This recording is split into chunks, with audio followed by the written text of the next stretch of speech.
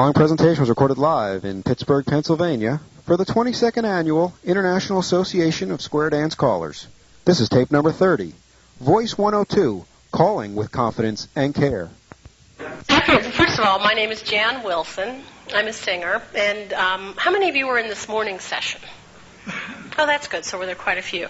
For those of you who were not, can we go ahead? Okay. For those of you who were not in this morning's session, what we talked about, for the most part, was how you use your voice for calling and a healthy approach to actually using your voice, which is very, very important. As I told them this morning, my background is not in square dancing or in calling at all. In fact, it wasn't until about a week ago that I really knew much about it. And my limited knowledge comes just from listening to recordings. Believe it or not, that's how I learn a lot of the opera things that I have to do as well. So you can learn a lot listening to recordings. We talked a lot about how the voice is produced this morning, and most importantly, I'm going to ask the group, those who came this morning, what's the most important thing to producing a really good sound? What is it? Breathing. And correct breathing. Do you breathe with your diaphragm? No. You breathe with your lungs. The diaphragm will work all by itself. The diaphragm is nothing but a large muscle within your stomach walls. All right? Well, I can hear a sound coming down the hall. I guess we probably should shut that. Might be easier. Another thing we talked about this morning a little bit was posture. Posture is extremely important because when you're trying to fill those lungs with air, you've got a very heavy set of ribs hanging on top of your lungs that make it difficult to fill the lungs with air. So it's very important to have good posture, a good stance. It's also extremely important. We talked a little bit about how you can wear out your voice by doing calling. It's very, very important to have a glass of water or a bottle of water. And that's an individual thing. Some people said, well, I was always told not to use cold water or cold soda or whatever. Whatever works best for you. When I sing with orchestras, etc., I always have a Diet Pepsi on hand, and it's usually freezing cold. So it doesn't affect me as far as having something cold. If you have a sore throat, warm objects, warm liquids in your throat are probably better to have. We talked a little bit about lozenges and things that you can use to keep your mouth moist, because that's extremely important. The Hall's cough drops that you can get are probably the worst things that you can use. While they feel good, surprise, I hope no one has stock in the Hall's company. Whoops. Actually, I used to think I had stock in them. I used to use them quite often. Hall's have a lot of menthol in them, and menthol does traditionally dry out your throat. It dries out your mouth. So while it might feel good for a period of time, over the long haul, you're going to find it's not going to be as beneficial to you. The one object, the one type of substance that you want to keep out of your mouth, out of your throat, is chloroseptic. Whether it's in tablet form or spray, chloroseptic numbs the tissue, but it doesn't take away any of the damage that you could be doing to your voice. So while you're not feeling a sore throat, and while it feels tingly and cool and all that, you're hurting your throat still. So it's best to stay away from things like that. One of the questions this morning was, well, and I didn't realize this when he said it, but this one gentleman said that he calls 4 to 5 times a week. And I thought, God, that's a lot of calling. I mean, that's just a tremendous amount of time, and especially how long it takes to actually do the calls. And then when I got to lunch, somebody said, oh, heck, he's a panty waste. 17 or 18 is a lot of calling every week. So I thought, well, okay. But one of the things that you should try to avoid is a lot of talking before you do calling. I know that's difficult, especially for some people, but believe it or not, you'll do more damage to your voice talking than you will calling or singing. Pardon me? Why is that? It's because whenever you're singing or calling, you're really filling your lungs up with air, and you're really thinking of the mechanics of producing and projecting your voice. Whereas when we're talking, I mean, we wake up in the morning, don't ever think about taking a breath. It just happens. We never have to think about, oh, gee, I really should stretch my lungs a little bit more and produce more air in my lungs. If we did, we wouldn't be so tired during the day. I mean, normally I teach college-age kids, and I say, look at the way you're sitting there. You're just sort of, yep, the air is going in and out. I don't have to think a thing about it. Yet for calling or for singing, it's a much more strenuous routine that you go through. So whenever you're talking, you're not breathing properly. You're really not, and most of us, if you're sitting at a desk all day or whatever your occupation is during the day, you might use your voice a lot for that, and you can easily wear it out if you go in the evening to do calling. You're really going to put a strain on it. So you want to avoid that if you can. Now, this afternoon session, I'd like to be a little bit different than this morning. Instead of me doing all the talking, you're going to do some calling. Whenever I was getting ready for this session, I found a person in my hometown who had some recordings. Obviously, he's a caller. And he gave them to me and said, well, you might want to do this at the session. And what I'd like to do this afternoon is to have some volunteers, as many as we like, those of you who call, who want to stand up and do a little bit of calling with the recordings that I have, or if you have a recording on you, that would be fine. I know somebody went out and got a special one for himself so that he could demonstrate it. But I want to do a hands-on approach where I actually want to see you do this, see what the problems are, discuss your problems, and see how they can be solved. Even if you're not one of the participants who actually does the calling, you're going to learn something from the people who do, because you probably all have the same basic problems. You lose your voices. You become extremely tired when you do this, and it's important to learn how to do it without losing your voice and without straining your voice. I was amazed, honestly, whenever I listened to the recordings. I thought, my God, there's only a fraction of a second to get a breath in there. I mean, and granted, that's what opera singers do all the time. It's just I thought you'd have more time to breathe. I don't know why. But you don't. So learning how to take that very quick breath and make it an efficient breath, that's the important thing of it. That's what we'd like to talk about this afternoon. Now, the recordings that I have, I understand, are fairly simple. And I'm not here to, this afternoon's session is not to actually, how to put this? I don't want any hot dogs up here. I don't want anyone who has it nailed down and doesn't have a single problem with their voice or anything. I'd rather it be people who really, truly, genuinely need some help with what they're doing, or are curious about what you're doing, to see if we can come to some kind of a solution with any problems that you might have. All right? So, the recording that I have up here right now is Jambalaya. Do you all know that one? I know it's very, very, very old, but it's the only one that I know. And as I said, I don't care what the recording is at this stage of the game. I'm just curious to hear some people do this and to see if we can solve some problems for some people, okay? Who wants to volunteer? Oh, now, come on, in an entire room. The first person we will be so kind to, and actually they'll receive a free dinner, too. Well, a bribe. I thought a bribe might work. Okay, I'll play it for you. Wait a minute. Yes, I do. I have a cheat sheet. No, let's do a singing call. Okay, this gentleman's going to try it. How's that? Okay? You get it. That junior is senior.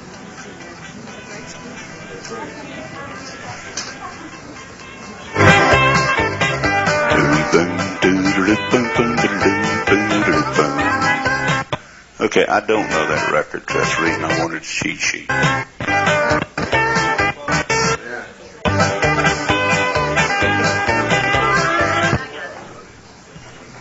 Couldn't find the edge of the record.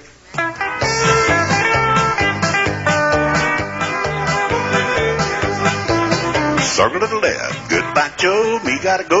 Me oh my oh. Me gotta go. Pull the plane down to the I.O. Now walk around the corner, lady, see some you own. Me and the starboard right and roll it one hand tonight. Pass your partner by and the corner alley. Come back, swing that girl and promenade around the land. Jambalaya, crawfish pie, and a filet gumbo. 'Cause tonight I'm gonna see my Jeremio. Okay, now he noticed that we were watching what he was doing at the very end when he was watching body. He took a breath. No, I was dying. He was dying because, no, wait, you're not done yet. Just get right back up here. That's the whole point of this. You'll remember this. You'll notice that the whole time he was doing it, now obviously, the nervous part of it comes into it because there are some people who are more experienced, maybe than you at this, or maybe not. But please don't play with nerves here. We're not about that. We're about fixing your voices or fixing any problems that you have. We're making you sing a better call if you can. I'm always going to call it singing a call because, Gosh, there's so much singing in this. It's incredible. Now, first of all, look at this gentleman's posture. Here I am, right? Let's put your shoulders up a little higher. That's it. Stretch your shoulders back just a little bit. Good. Now take a good deep breath for us. That's a good breath. Now don't get tense here, though. That's the only thing, all right? Now this time, whenever you do this, because I want you to do just a little bit more, think about taking a good deep breath right here in the middle of your chest. Yeah, okay? Now you try that. Okay. See if there. Take your cheeks. Okay. All right.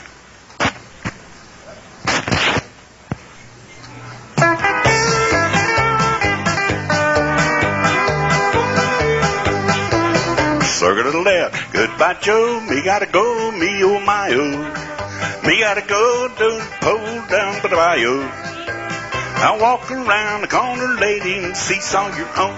Now the men storm to the right and roll it one time tonight. Pass your partner by the right in the corner, Alaman. Come back one, swing this girl and promenade the land. Jambalaya, crawfish pie, and how they gumbo. 'Cause tonight I'm gonna see my Jeremy-o. Now you notice that time he actually took some breaths, and you actually saw when they happened. Okay, I don't know about you, I didn't feel as tense whenever you were doing that time. Did you feel tense? No. Right, except that you're still nervous about doing it, right. Right, very, very nice. You notice that once he fills up his lungs, though, he can get through a line. But it's those little spaces of time when you're not singing that you're listening to the music and you're saying, okay, breathe. You know, it's when I shouted to him, breathe, you could see that he was breathing. But it's not an automatic thing. And that's what you have to talk to yourself whenever you're practicing these things. Okay? That's very, very important. Good job. Thank you. Give him a hand. Okay, someone else. Let's hear someone else try it. Let's have a lady this time. I'm curious to hear a lady. Yes. If you have a question, you have to go to the mic, I've been told. Go ahead. We can take the time. Get over here, Ed. That's all right. The mic is too tall.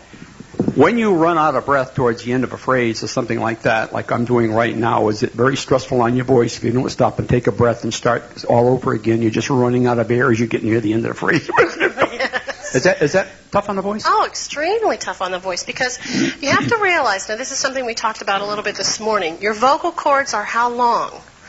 3/4 of an inch to an inch. I mean, they are very, very, very small.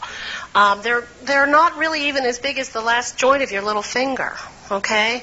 And they're very, very thin. They can only be seen with a microscope. If you go to a throat doctor, sometimes they'll put a mirror down your throat. They'll hold your tongue and pull it out and stick a mirror down your throat to see your vocal cords.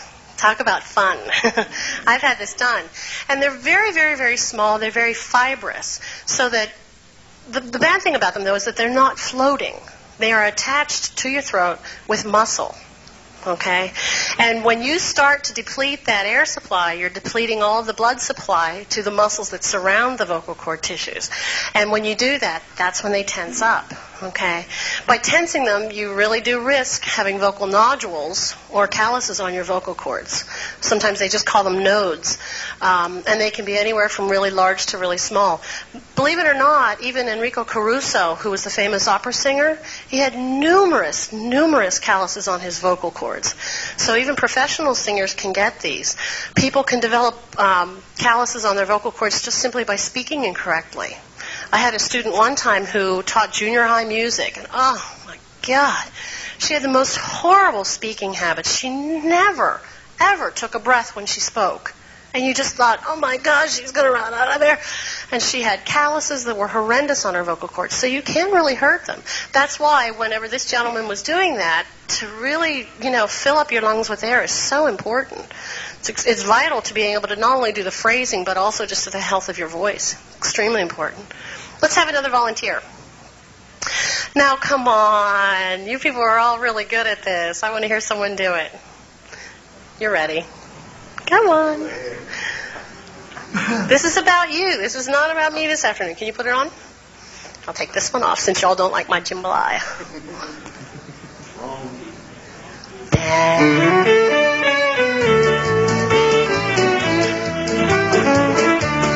Circle left. On the wings of a snow-white dove, he sends down his pure, sweet love.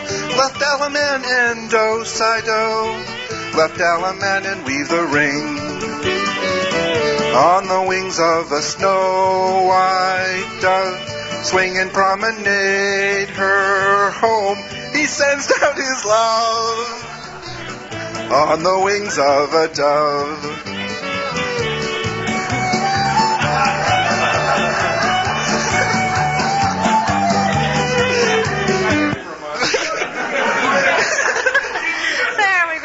Shook up. But what happened when I did that? All of a sudden there was this gush of air that came. Well, sure. I mean, all of a sudden his mind stopped thinking about, oh my God, here's this room full of callers that I haven't been doing this all that long. I'm scared to death. And all of a sudden she gushed the air out of my lungs, and all of a sudden this sound came out. That's what it's about. You didn't breathe at all either. Okay? People are going to kill yourselves if you don't breathe. It's so important. I wish I could demonstrate. I mean, if I really knew how to do the calling, I could show you how to do this. No, trust me. I'm pretty bad at this. It's not that, it's the rhythm of it. I'm sure I could do it, but I don't understand the rhythm yet, so that's what's difficult. I want you to do this again. Now put it on. Slow it down. No, trust me. I don't do any ad-lib performing, no matter what it is. Okay, you do this.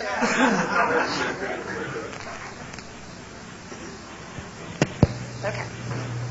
Now I'm going to get behind you again.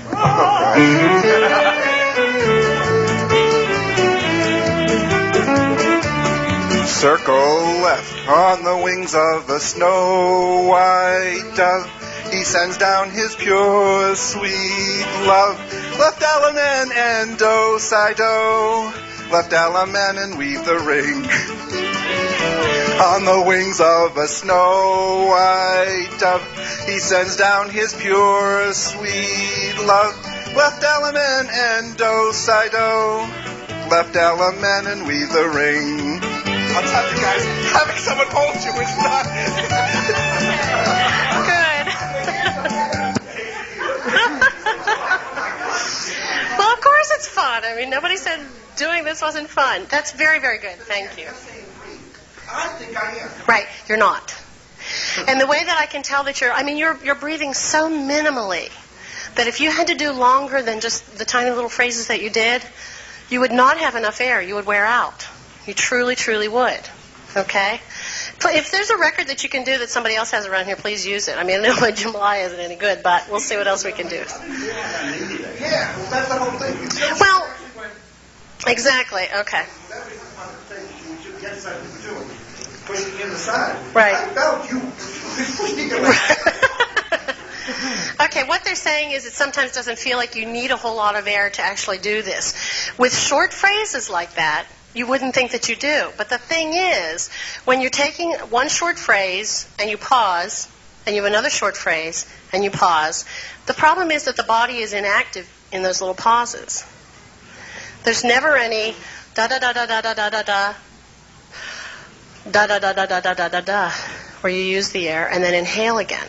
Okay, what you people are doing is da-da-da-da-da-da-da-da-da, da-da-da-da-da-da-da-da, da-da-da-da-da-da-da-da, da-da-da-da-da-da-da-da.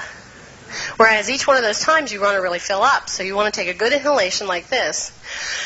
Da-da-da-da-da-da-da-da-da, da-da-da-da-da-da-da-da, da-da-da-da-da-da-da-da, da-da-da-da-da-da-da-da. And I have all the air left over afterwards. So that each one of those little pauses that I do in between the phrases, I'm inhaling a little bit. Obviously, you're not going to use all that air in those tiny little phrases. You just keep inhaling. Whatever you use, you fill it up again. You do another phrase. You fill it up a little more.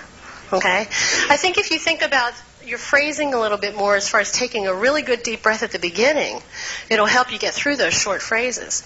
Now, one thing we didn't talk about this morning, because we really didn't talk about inhalation and how to get that air in there. We just talked about the fact that you've got to have air in your lungs.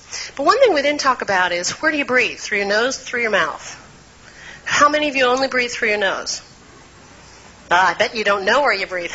How many of you only breathe through your mouth? Okay, and the rest of you don't breathe, right? Or through both. Okay. Well, exactly. if you breathe through both your nose and your mouth, you're going to be in far better shape. Now, singers are always told, don't breathe through your mouth. I have yet to find a really good singer who only breathes through their nose. I'm sorry, you're just not given enough time to get the amount of air that you need in through your nose only. So you really have to use a combination of the two. So that when you're inhaling, you want the mouth open and the nose open as well, and you're inhaling that way. Okay? Now I noticed with both of these guys, I didn't really feel a whole lot of air going in either place. So that's where you have to really work at that and really think about inhaling. Especially at the beginning. If you get a good breath at the beginning, you're going to be able to get those short phrases much, much better. Who else would like to volunteer? You see, it's so much more helpful whenever you people do this, because I could tell you 1,000 different things to do for your calling, and it wouldn't make any sense until we actually apply it. Which one do you want to use? Well, we have that. Actually, you know which one I do have, which I think is so pretty, is this one, which is, yeah. Is that the right side? Yeah, just answer. Your name is? This is Jenny, and she's from, oh, okay. Now, it's always easier when you've practiced this a little. I've never done this one, but I know the melody. It's Rose Garden.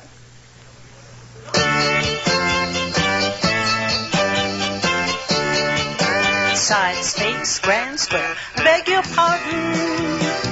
I never promised you a rose garden along with the sunshine. There's gotta be a little rain sometime. For ladies chain straight across, chain them back and promenade. I beg your pardon. I never promised you a rose garden. Now the head's square through, 4 hands you do. Do-sa-do that corner, girl. Swing through. Boy, run right. Bend your line and a right and left through.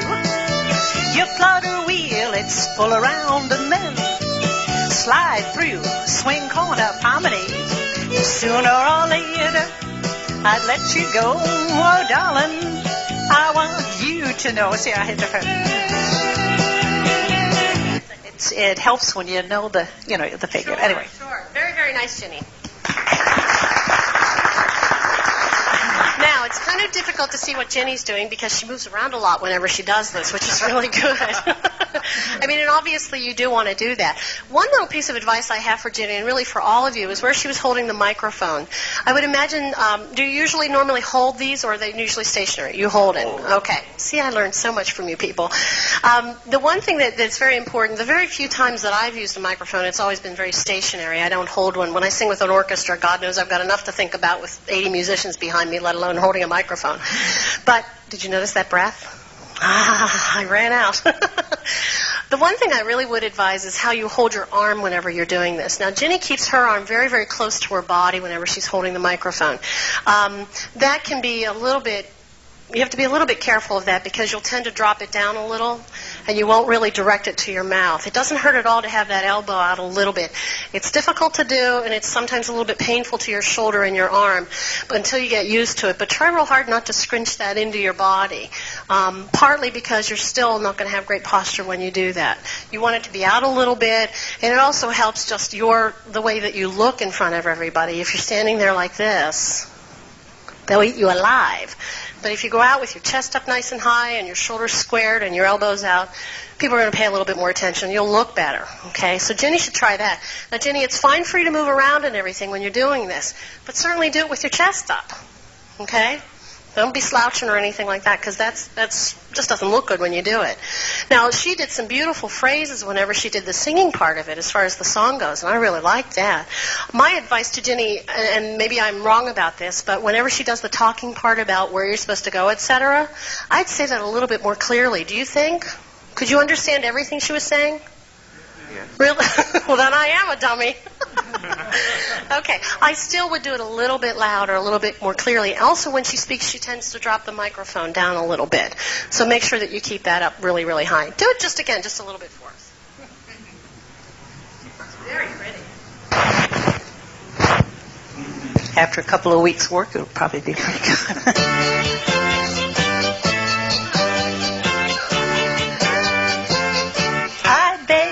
your pardon. I never promised you a rose garden along with the sunshine. There's gotta be a little rain sometime. For ladies chain straight across, chain her back and promenade. I beg your pardon. I never promised you a rose garden. You see the difference with that? You can really tell whenever she was taking a good deep breath. So it just proves that you've got to make sure that you're thinking about breathing, because it's not always automatic. Not always at all. Very, very good. Very good. Okay. Well, let's see. We'll see what other records I have. I think there's one that's really, really old. I'd like to hear Another Man. How about one called Lightnin'? That's a patter. Patter. Oh, okay. Well, that's right. He gave me one of those. All right. Now, don't get snotty here with me. How about Hoedown? Is that another patter one? Okay. All right. So we only have 2 records, 3 maybe to work with. Who else would like to volunteer? Or tell you what, does anyone have any questions so far? I mean, let's not go on to the end without any questions. Oh, someone has a record. Good. Listen to the accent of this man. I'm from England. I know you are. I lived in London. I can tell it. So which ones are these? Are you going to do it? Do one. Now, this is interesting because someone just said to me out in the hall, no. Someone, I won't point fingers, someone here said that the British are actually harder to understand when they do this. So we'll see. There you go. Such an uncivilized land.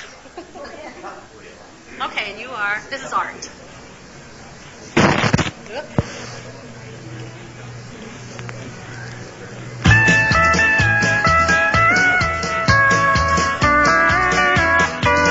Circle left. Someone must feel like a fool tonight for letting you slip away. Let dollar man that corner come home and do-si-do.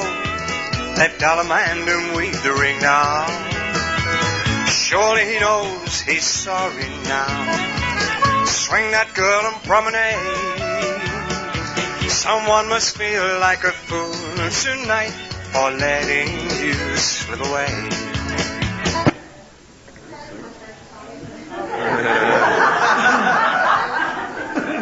I'm sorry, I didn't.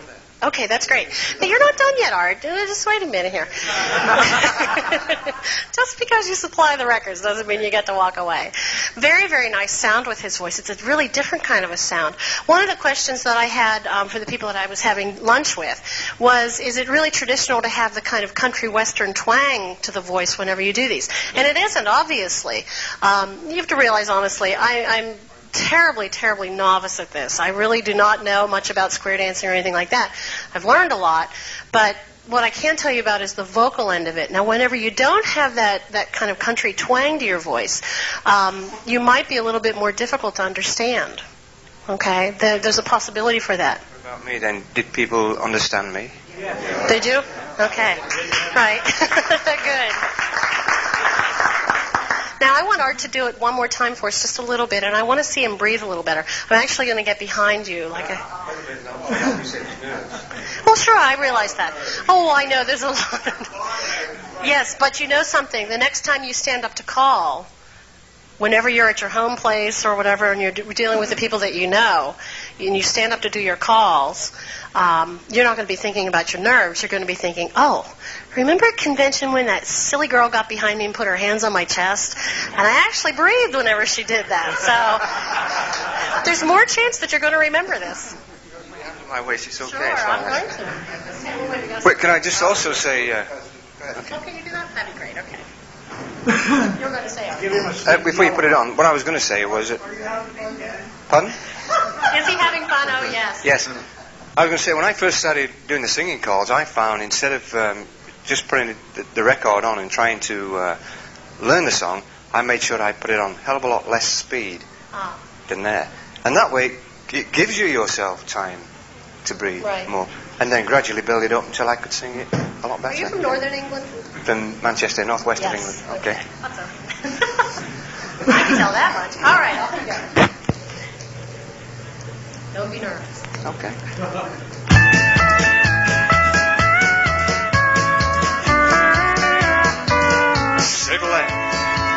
Someone must feel like a fool tonight for letting you slip away. Let dollar man that corner turn partner by the right. Let dollar man weave the ring now. Surely he knows he's sorry now. Swing that girl and promenade. Someone must feel like a fool tonight for letting you slip away. All right, now did that feel any different than the way you normally do it? Yes, but I was concentrating more, breathing in. That's right, yeah. Right. It's exciting since I've been here. You know. It beats going down to the Strip, we'll say that. Any of you who know Pittsburgh.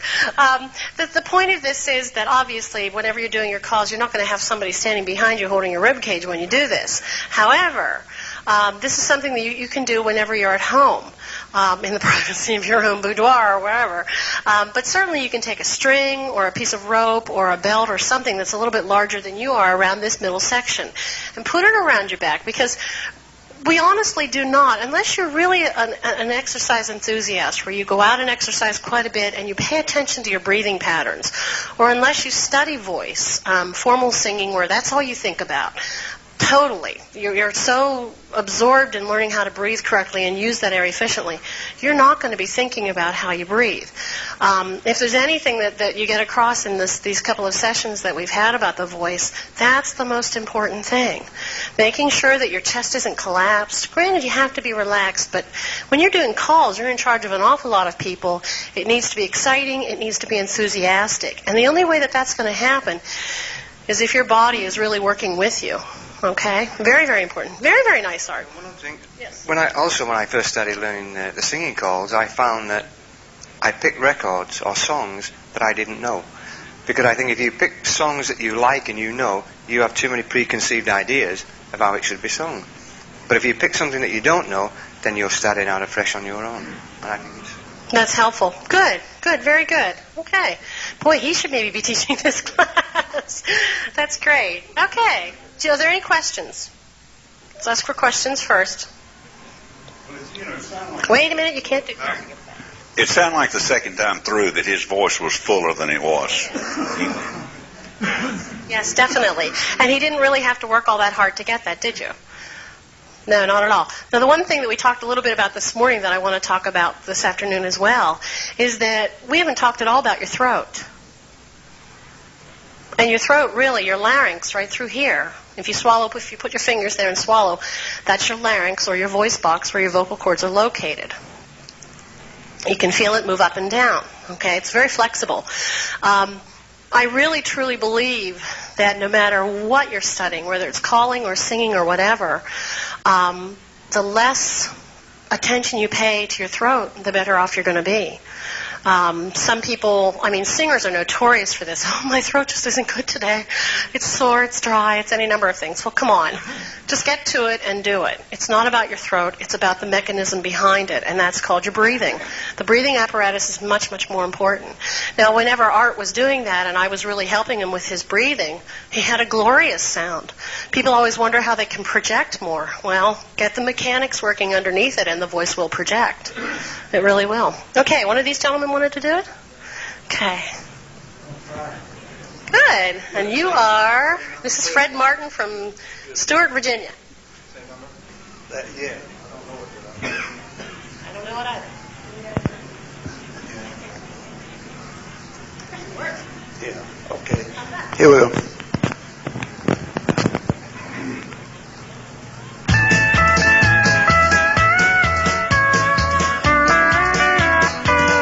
Circle to the left. Someone must feel like a fool tonight for letting you slip away. Left Allemande the corner, turn partner by the right. Left Allemande and weave the ring. Soon he knows he's sorry now. Swing with your own promenade. Someone must feel like a fool tonight for letting you slip away. You know, it's very, very interesting. This man has a lot of breathing capacity. He actually has a very large chest. You can see that he's really built up in his chest area. And that's quite a help because that means his muscles are a little bit better toned through there. Do you work or something with your arms or? A little bit? Okay. That's a big, big help because those muscles are already a little bit toned, a little bit more toned than, say, if you sit at a desk all day. The only concern that I had with him when he started, he was tipped over like this. And the whole point of this is to get your shoulders back and your chest up so that you can really use all that air, okay? Now, it might be because you have bifocals. That's one thing, for sure. If my mother were here, she'd be saying, but it's my vocals. Well, I can't see with my bifocals. Even if you have to do that, get your face up, because obviously the people want to see your face. You have to have a good presence whenever you do this. You're leading this, okay? So you don't want to bend over too much whenever you're doing it. I noticed when Ginny was doing it, she did that just a little bit at the beginning as well. But remember, you're a performer. You're a performer before you're a caller. You wouldn't be standing up there doing this if you couldn't lead people and get people excited about what they're doing, okay? And the last thing they need to see you doing is slouching. Really, really good posture, extremely important. Now do it again for us, and I want to do a little bit with your breath.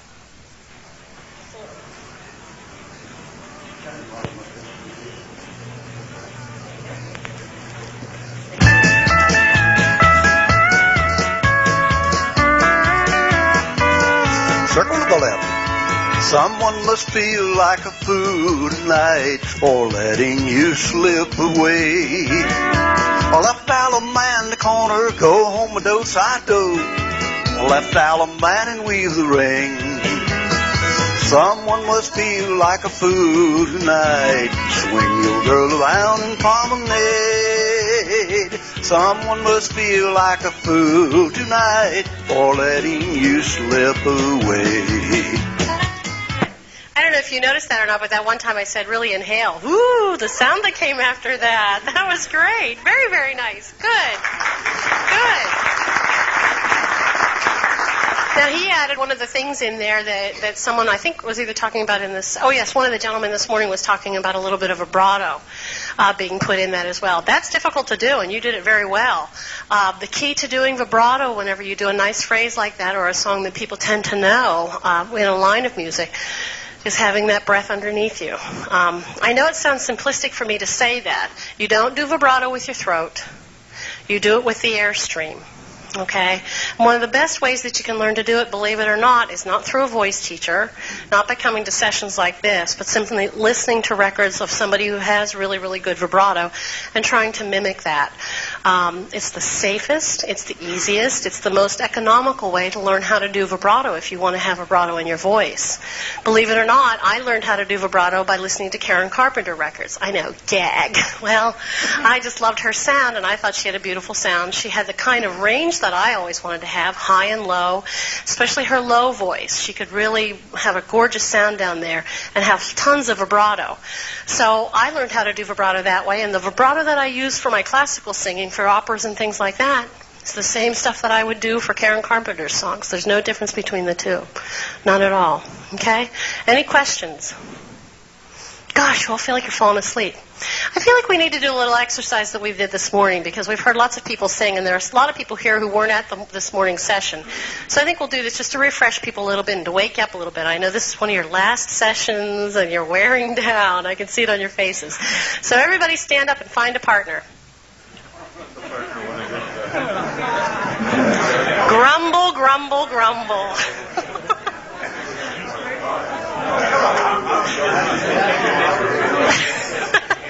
Okay. Okay.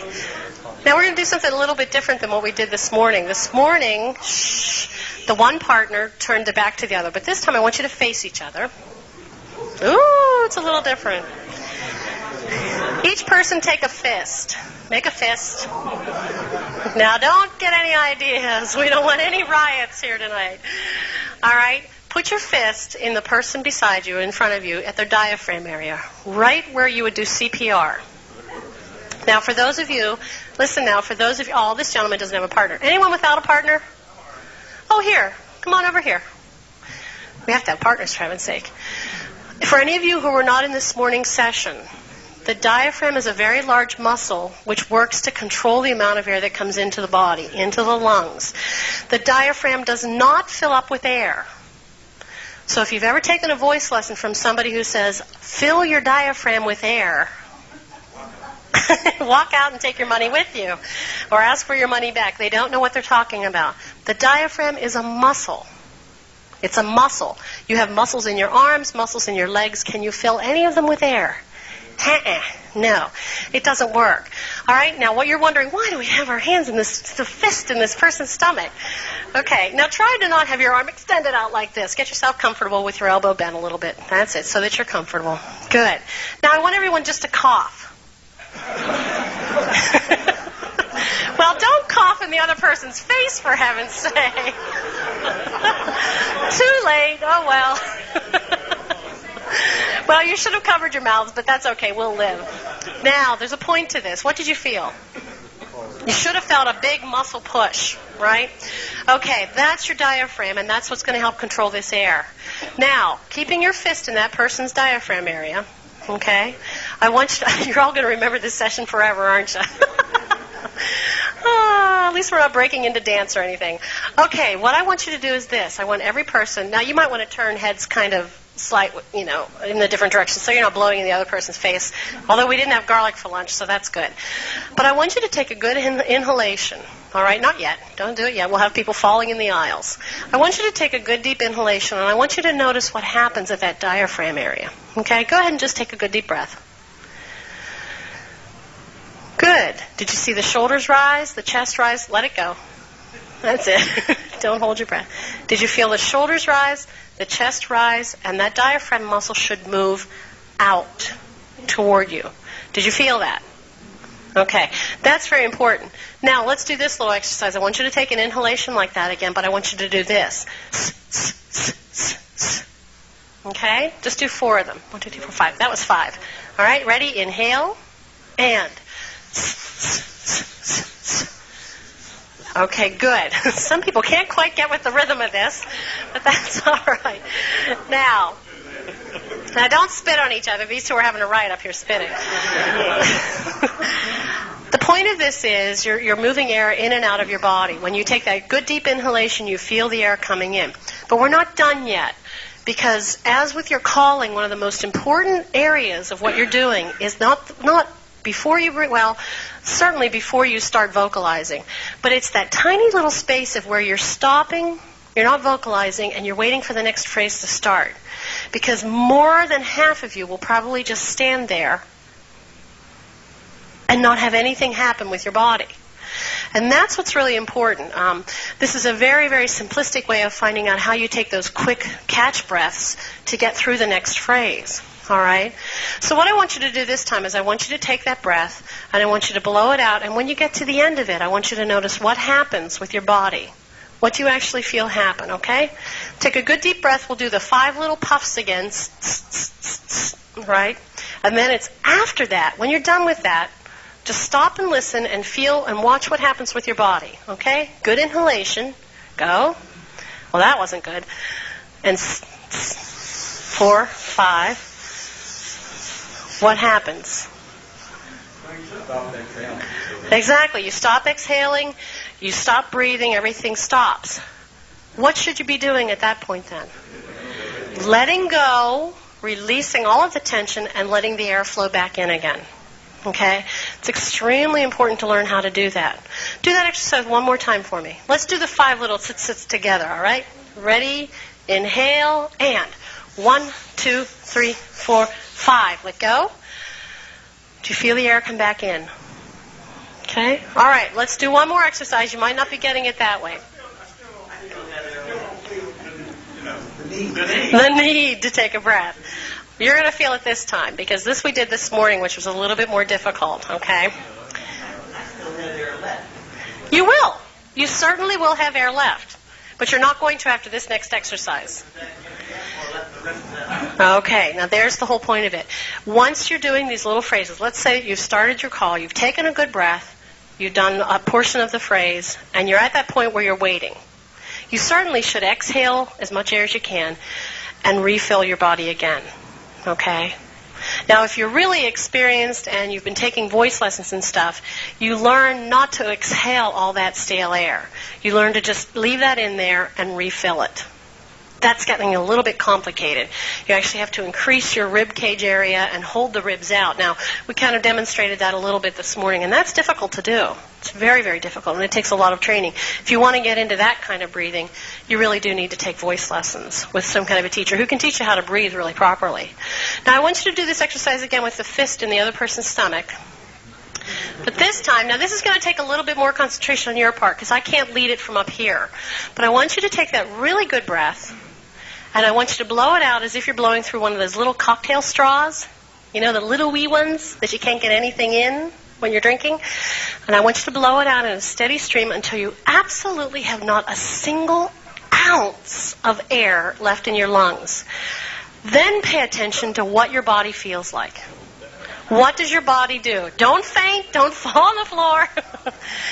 If you're really thinking and your brain is working, your vocal cords, your throat will open up and the air will fly back in your body.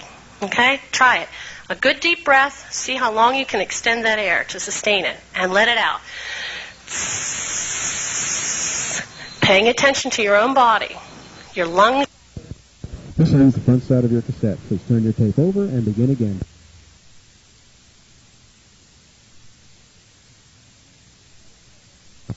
Getting tighter.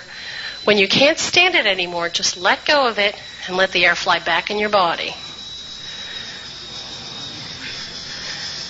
Pay attention to what happens at the end.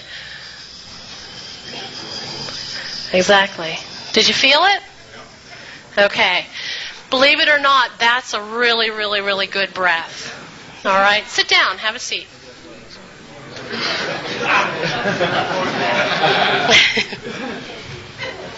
Now, you're going to find that type of an exercise, granted, is very difficult to do. And some of you might say, well, gee, this doesn't apply to what I do with calling. It really, truly does. It's something that voice teachers teach all the time. And what you do whenever you study voice is you really learn to fine-tune that so that you can do a really, really long phrase having that much breath control. If somebody says to you, well, gee, I have to learn how to have breath control, what you just did is what you learn when you have breath control. Okay? It's not about doing calisthenics. It's not about learning about the diaphragm or any of that. It's about the natural flow of air in and out of the lungs. Okay? And it's also about the management of that air once it's in your lungs. That's very, very important. Now you're probably all ready to fall asleep because you actually did breathe that time. Good. Who else would like to volunteer? Let's have a couple more volunteers and then some questions. Oh, good. Now I need help with the record player again. Need help with the records. That's all right. Nothing sounded. Where are the 3 new ones that got added to the collection? What do they have a name? Yeah, what are they? What are the records you have? All right, wait a second. This one is Someone Must Feel Like a Fool Tonight. I can relate to that. Somebody Like Me. And Summertime. I also have that one. Those are all patterns. Those are patterns, don't use those. And Jambalaya. And Jambalaya. Where'd Jambalaya go? It's under here. No, it's not. It's right here. Oh. Can I listen to a piece of it?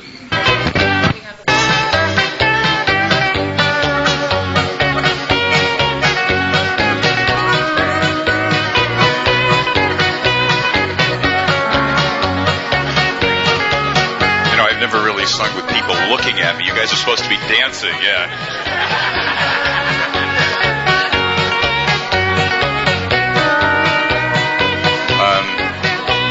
I'm just working out some nervousness. Yeah, that's right. You said that you don't do these things ad lib. I've never called this, but that's right. I can't read it either. It's all right. Go for it. Now you know. Oh, that end.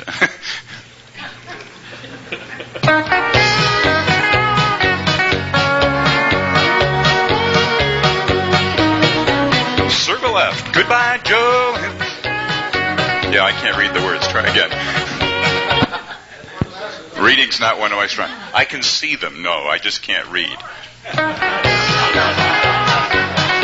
think I'm kidding, huh? Circle to the left. Goodbye, Joe. Me gotta go. Me oh my oh. I don't know the words. Yeah. Do you know any of these other ones? Not really. They all sounded familiar when you did them, but What about the one that's this one that Jimmy did? Everybody did that. I beg your pardon. I'll try it. I wasn't comfortable humming along, but well. There you work. Okay. No reason to be nervous. Everybody does. No.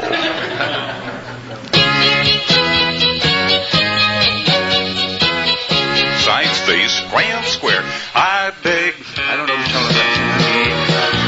I never promised you a rose garden along with the sunshine. There's gotta be a little rain sometime. 4-legged chain that ring and then I don't know the melody. You turn and chain that lady, oh my friend. I beg your pardon. I never promised you a rose garden. Hey, now those heads promenade halfway and go now. Come down and square through 4 hands, you know, and then swing through. Still can't hear it. Boys, you running now. You Ferris wheel and go. I would like to try one other one because Actually, no, you actually got it. Here, let's just do this now. He actually got it at the beginning when you were all singing with him. That's the biggest help. He just got a little bit off the beat whenever he started through the middle of it. Okay. Now, if they sing this with you at the beginning.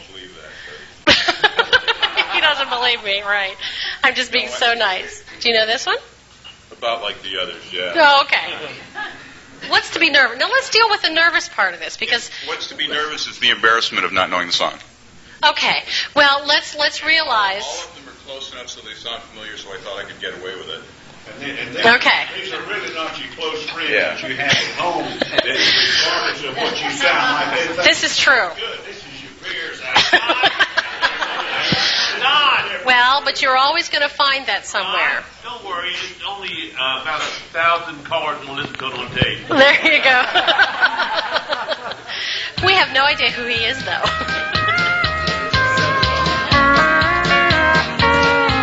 No, I didn't. I say I don't know this one, but I'll try it.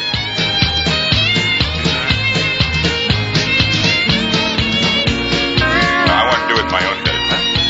Okay, let's give it a shot. We're going to get the gong real soon.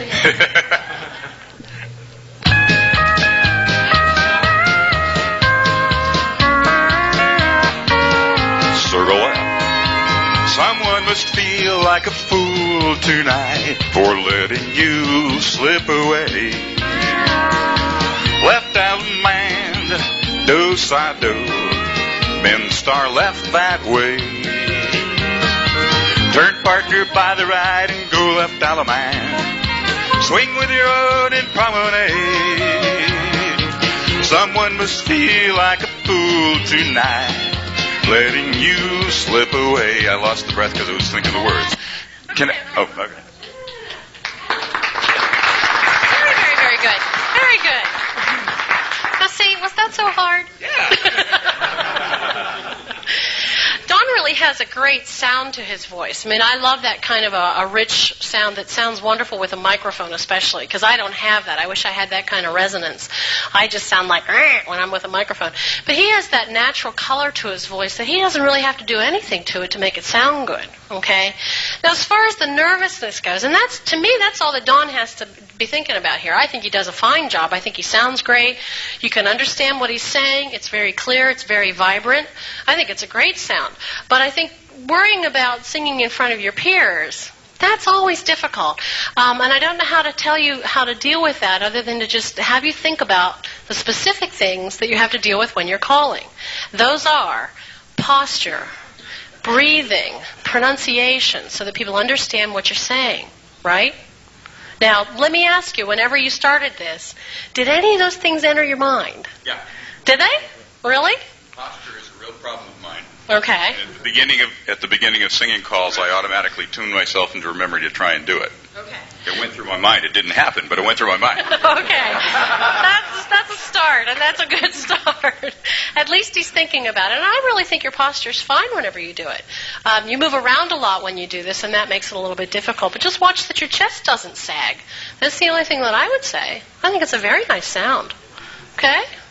Good. Very nice. Surely. Okay, Okay, does anyone have any questions? Specifically about the voice? Come on up to the microphone if you have questions. Come on up. We have a lady from Sweden. No, you have to come to the microphone. Oh, it's right there. There you go. We have a lady from Sweden here, and I'd love to know if she can yodel and what you'd have to say about yodeling. Oh, I love yodeling. Is she right here? Right here. Is that you? Go on and stand at the microphone. She's taking a lot of notes. I noticed that. The Swedish people don't yodel. It's people in Switzerland. Yeah, that's true. The Swiss really are the yodelers. Well, that's a good answer. Are you a caller? I mean, do you call? Good. I understand that the Swedish dancers did some stuff last night, or did some calling last night. Right. I hear it was wonderful. Yeah. Were you one of them? Okay. I'd be real interested to hear that sometime. Another question. Would you do it much different if you hashed your singing calls? Because that's what I end up doing. Okay, now explain that to me. Instead of singing, I will basically say the words where I'll keep with the rhythm. Okay. I don't think that you would actually do anything differently with that. You still have to have the same amount of breath when you're doing that. And actually, your pronunciation has to be much better, I think, when you do that, because you don't have the flow of the air, the flow of the notes and the melody to carry the lines along. When you do speak, as you call it, hashing, right? Okay, see, I'm learning everything here today. When you do that, I think you have to be very clear about what you're doing, and the rhythm of that is very important. What you'll find when you do that is that you're not breathing. I would imagine that because whenever we do just speak, we don't really think about breathing. Whenever you're doing it with a microphone and as part of the calling, I think you'd have to think about your breathing much, much more. Okay, more so even than if you were singing them. Okay, much more. Any other questions? Here comes a question. Oh my gosh, they're all coming up in the mic. Good. A couple of problems. If you have laryngitis and bronchitis, right, and we have contracts, we can't break them, and sometimes right, you can't find somebody to fill in, what can you do to help yourself perform at a fairly acceptable level that evening? I think one of the things that you can do, especially if you have laryngitis, is to avoid talking at all prior to doing this, and that means anywhere from 24 to 48 hours up until that point. What if you teach all day? Well, that's then you're asking for trouble, because give the kids a study hall, give them quizzes, do something, you know. Singers, well, yeah, phone in sick, do whatever you can. There is nothing I can tell you that is on the market, that is a home remedy, that is anything that can cure laryngitis. Laryngitis is partially a swelling of the vocal cords. Nothing you do will help that go down. The only thing that can make it better is not using your vocal cords. All right? If you do have to use them and you can't break a contract, you can't find somebody to substitute for you, hold that microphone as close to your mouth as you can, turn the volume up as much as you can, use every kind of artificial means to make it work for you rather than using your own voice. Okay? And certainly tons and tons and tons of liquid as you're doing this. Even as you're doing a call, take a sip of water or a sip of tea or something. I've gotten very good at keeping a lozenge down in the little crook of my jaw. It's almost like having a chew-in or something. It's kind of disgusting. But I always try to keep something down in there so that I always have moisture going. I have actually had one fly down my throat while I was singing, which wasn't real pleasant, but it was a smooth run. So I didn't hurt anything. I didn't know it was coming. It just whooped right in. But certainly some kind of a lozenge, chewing gum will keep moisture in your mouth. You'll see a lot of singers actually chewing a lot of gum in between recording sessions and stuff, just to keep the moisture in your mouth. Bronchitis is a whole other thing. For goodness sake, if you have bronchitis, go see a doctor. If you even suspect it, go see a doctor. That's an infection of your bronchial tubes, and you don't mess with that. Next question. Okay, you were mentioning lozenges earlier. Yes. You said ones to avoid, Halls, and the other one. Which ones do you recommend that we use? I forgot to tell you that, didn't I? Yes, you did. Yeah, I did. Okay. The ones that I use more often than anything are the Ricola. Right. They're all natural. They have herbs in them. They come in all kinds of different flavors. There's orange, lemon, lime. There's the regular herb flavor. Those are probably the best. Obviously, you don't want to overuse those. I find sometimes if I have a sore throat and I do overuse them, I end up with little ulcers in my mouth, and that can be a pain as well. There's some mouthwashes. I wish I could remember the name of the one. It's a... No, that's not the greatest thing in the world to use either. Cepacol, don't use that. Or chloroseptic, those are horrible. There's a kind of stuff that is for mouth ulcers in case you get little blisters on your tongue or anything like that, because that can be very painful when you're doing anything with vocalizing as well. There's a type of mouthwash that it's a powder formula that you actually don't rinse your mouth with it. You just wet a cotton ball and stick it on your tongue. It fizzes the little blister away. Right. Not only Vicks, but actually taking it back, Hall's makes a very good vitamin C tablet. The only thing is, overuse of those tablets can hurt you. I know that if I use too many of the vitamin C ones, it burns my tongue. So you do kind of have to watch that a little bit. Obviously, you don't want to overuse anything. Use a combination of lozenges and lots of liquids, especially if the throat is sore, warm liquids. Okay? Little candy mints, just candies? Peppermints, anything. Anything that's going to create saliva is good for you. We talked a little bit this morning about nasal congestion and sinus flow. You know, people are always complaining because their sinuses are draining down their throat. For heaven's sakes, leave it alone. Your body is naturally supposed to do that. Granted, it gets in the way a little bit now and again. Just drink lots of fluids to get rid of it. Do not stand there and cough and try to spit it out and get rid of it. You're only damaging your vocal cords when you do that. Swallow a lot of fluids, wash it down that way, but don't try to bring it back out again. You can hurt your voice doing that. Yes, Mark? I was going to say what I normally do if I think I've got a sore throat coming on, and especially at night time, just before I go to bed, the last thing I do, just before I lie down, and it might sound terrible, I take 2 spoonfuls of olive oil, and I just hold it in the back of my throat, and it's like a car. If it needs oil, you know, if it squeaks, you oil it, and I just do the same. And it's surprising how it relaxes your throat. I'll have to try that. The man this morning was telling us about taking up to 20 alfalfa tablets every day, which I couldn't do that either. One thing that I do recommend, we talked about this at lunch as well, if you do have a sore throat, and it's at the back of your throat, what we actually call the pharynx. If it's not low in your throat, in your larynx, you can use just a warm, lukewarm water with a little bit of salt in it, as salty as you can take it. But don't gargle with it. The tendency is to always put that in your mouth and just gargle away. Well, what are you doing? You're stirring up your vocal cords and you're disturbing the vocal cords once again. The best thing that you can do, and I wish we could do this in here, it's so much fun, but go in the bathroom when you do this, or at least by a sink. Take that mixture, lukewarm water and salt, put it in your mouth, tip your head back, and just let it drip down your throat. Now, the first couple of times you do this, you might actually choke and spit it out all over the place. That's the natural tendency because your vocal cords are really a valve. Your vocal cords keep things from going where they're not supposed to go, right? So when you're doing this, you're asking them to open up and just hold that liquid just a little bit longer. Let it sit there. You'll feel it, and then spit it out. Don't gargle. Don't gargle with anything because the more you disturb that, you're disturbing your throat. Yes? I carry a thing in my record case. It's called Mellow Aids. I don't know if you've heard of them or not. Nope.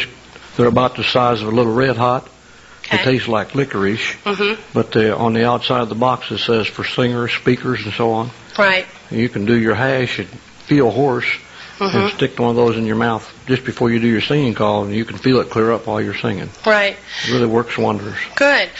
You have to be careful with any kind of lozenge or anything. I mean, use what works best for you. Obviously, the Ricola works very well for me, but the moisture in there is what's important. You don't want that to dry out. Yes? Can you tell us a little about tone placement? About tone placement? Sure. We talked about a lot of things at lunch today. You would have thought I covered the whole gamut.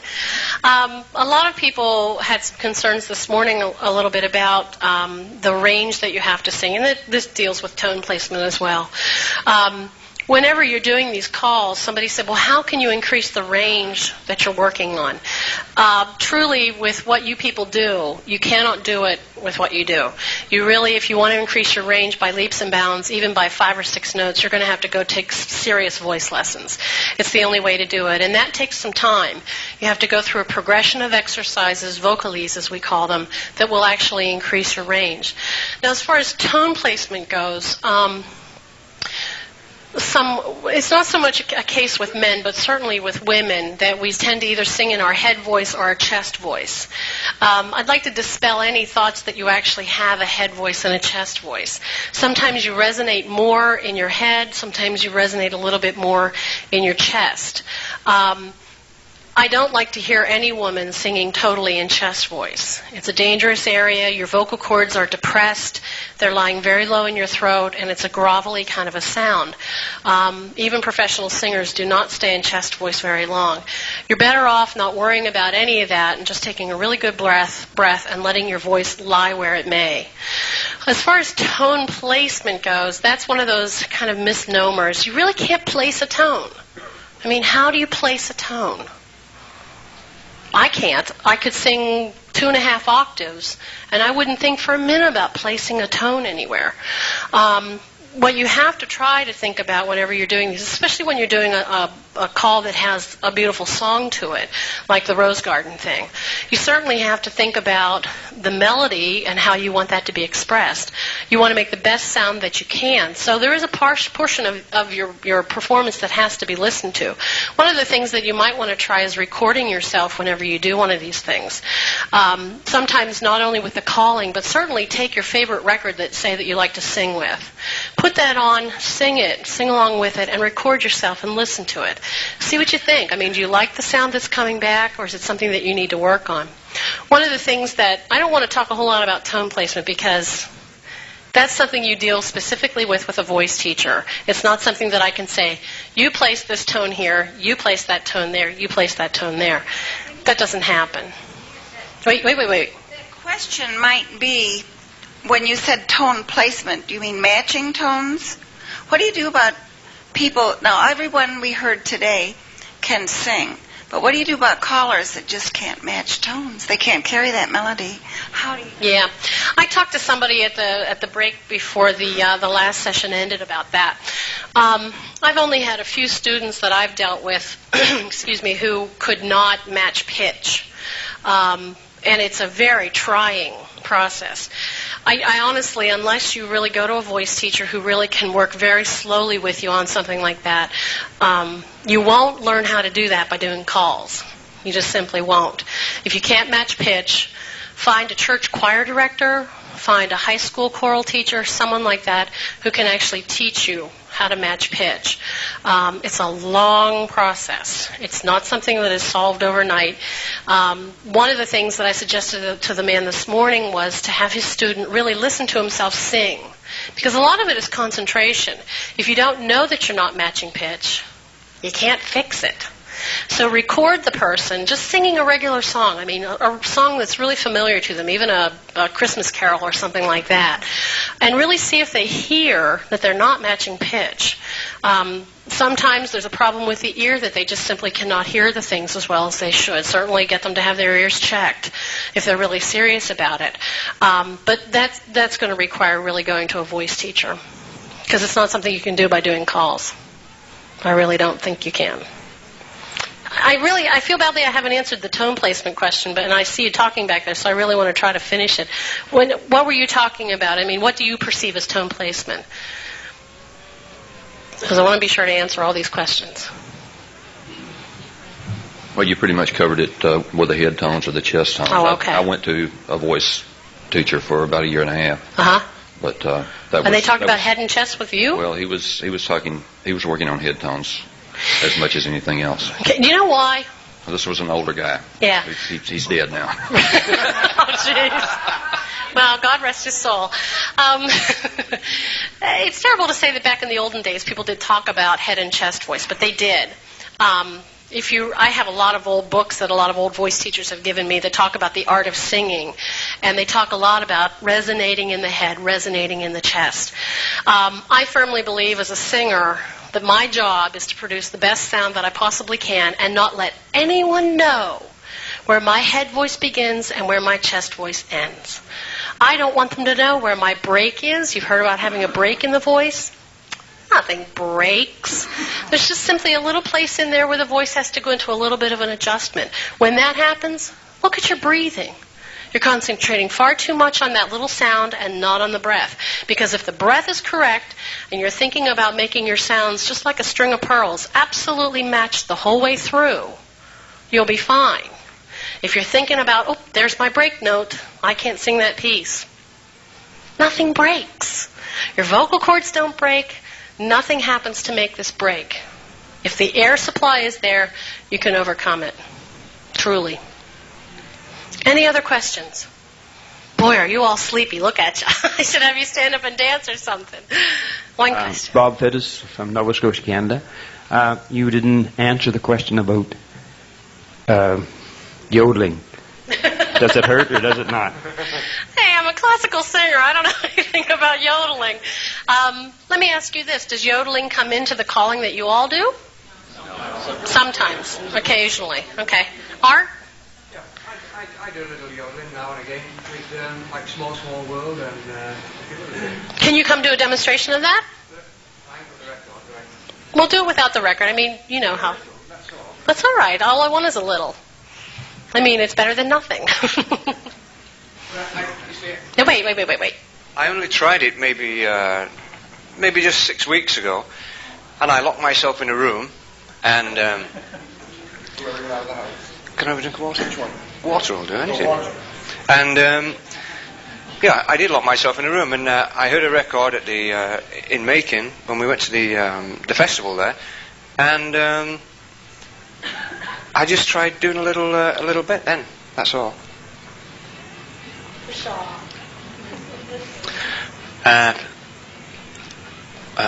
When the roll is called up yonder, when the roll is called up yonder, son, I'll be there.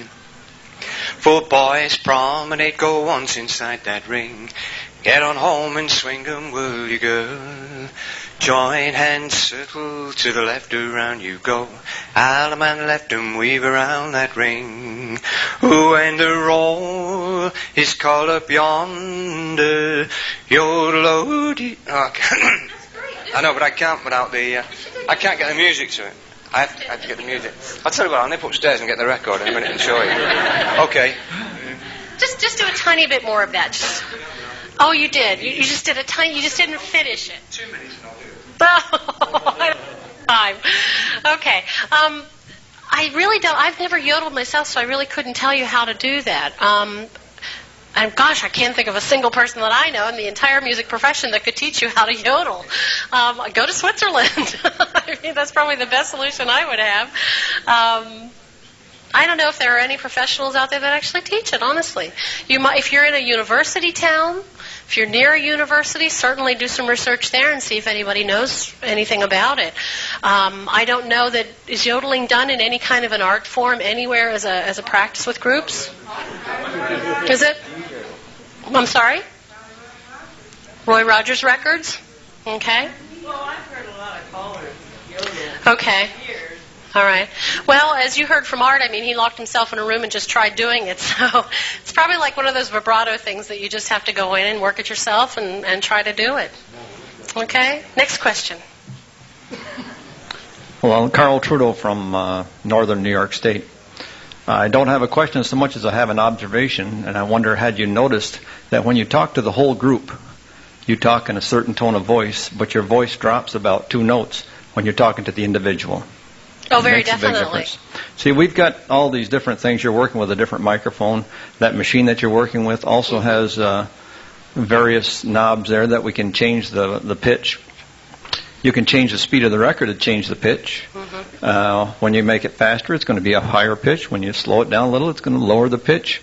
And we're also adjusting, because all these records that are being produced at a different key as the primary key that they're working with. Your voice may or may not like that key, and if you try to harmonize with that key, or if you try to hit that key, you're hurting yourself. Your voice actually does not sing on the same key that machine is playing with. You're actually harmonizing at your vocal capacity.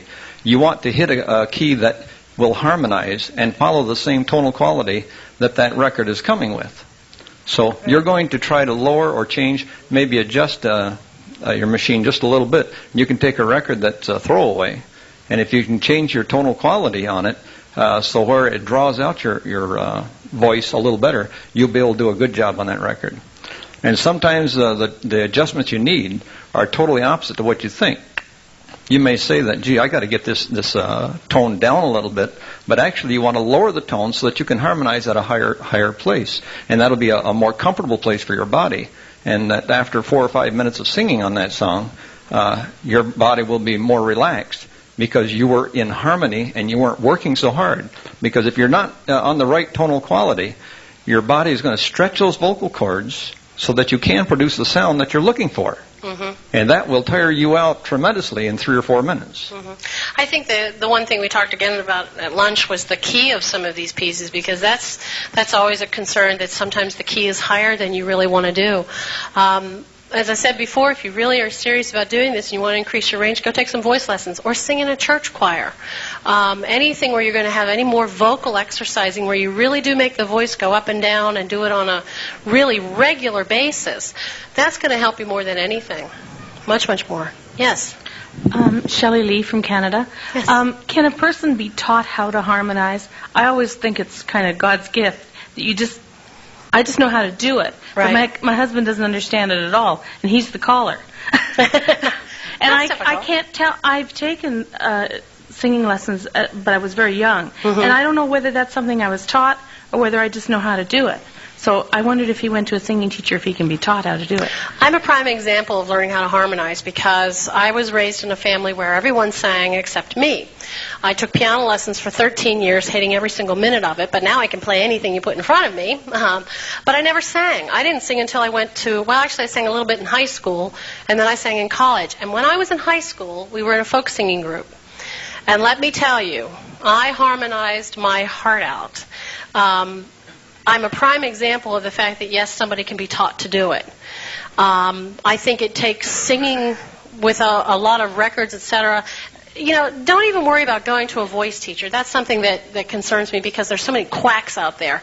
And I hate for people to go to a voice teacher thinking they're going to have everything solved. You won't necessarily. I think if you can find some records that you can learn some harmonies with, and I mean simple things, songs that you know, songs that are familiar, like I said, Christmas carols, something as simple as that. You can learn to harmonize.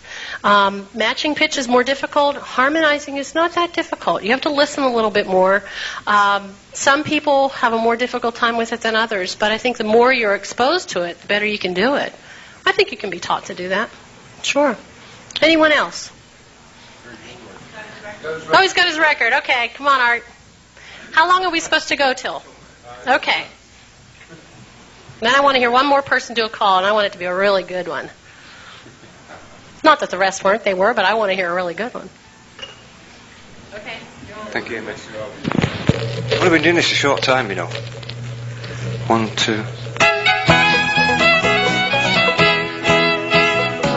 Both boys promenade, go once inside that ring. Head on home and swing them, will you go? Join hands, circle to the left, around you go. Alum and left 'em, weave around that ring. When the roll is called up yonder, swing your corner, girl, and promenade your lodi, your lodi, oh lady, your lodi, your lodi.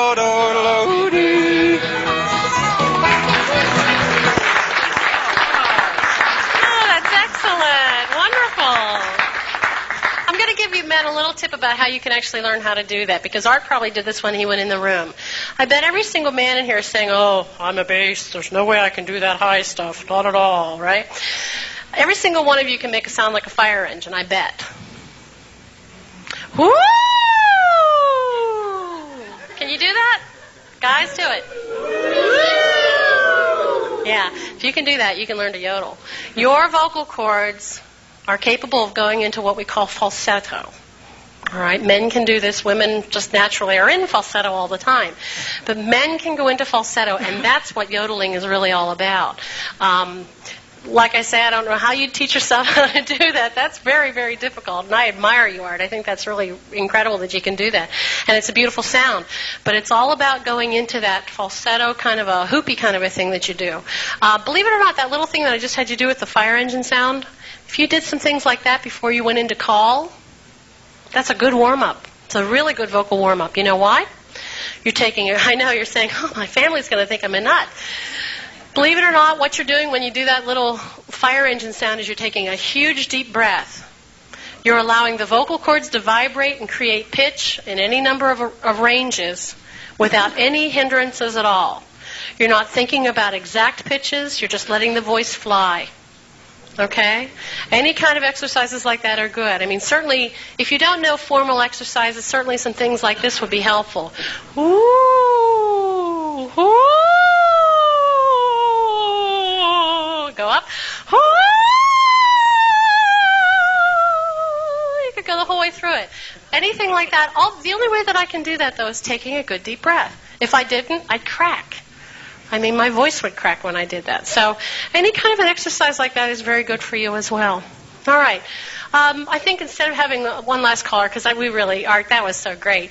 I just want to answer any last-minute questions you have and then give you a few little tips of advice whenever you go out to do this. Any other really pressing questions? Okay. Just remember, your posture is extremely important. I know it's sometimes difficult because you're moving around, etc. Always be thinking about that. Shoulders back, chest nice and high. You certainly should see some air going in your chest. The air goes in your lungs. The air does not go in your diaphragm. It doesn't go in your stomach. It's in your lungs. Please remember when you're doing this to breathe. If you remember nothing else from this convention, remember Jan Wilson sitting on your shoulder saying, breathe, inhale. That's all you have to do, okay? I thank you very much for your patience with me and for your participation. For all of us, Jan, like she said, she came into this blind, and she did do her homework. And I really do, for me, for a new caller, I do appreciate what she's done. Thank you very much, Jan.